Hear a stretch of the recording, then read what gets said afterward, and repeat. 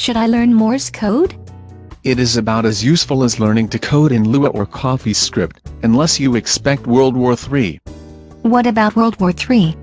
You could use Morse code to communicate if the cell phone systems are shut down via an M-blast, and you need to communicate via other means. Oh, no, landlines. Those could be cut or shut down via attacks on the power grid and telecommunication systems. What good is Morse code then? Morse code is created via dots and dashes, longs and shorts.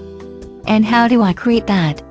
Morse code is created by pushing the button to create a signal, a sound.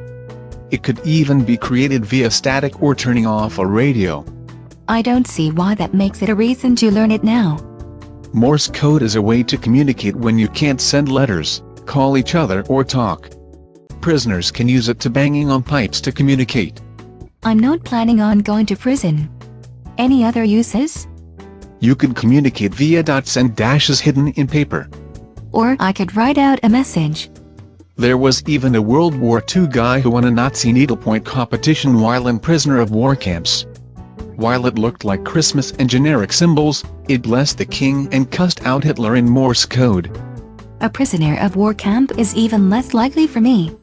It's a way to communicate that isn't as obvious under supervision or when high-tech stuff doesn't work. So I should learn Morse code if I'm going to become a survivalist. Or if you think China's going to create an Asian edition of Red Dawn. I thought that movie had an invasion by North Korea. Be realistic. You're the one who said to learn Morse code in case I'm in a prisoner of war camp. So you would be able to tap out messages to people on their arm, quietly without violating the texting ban.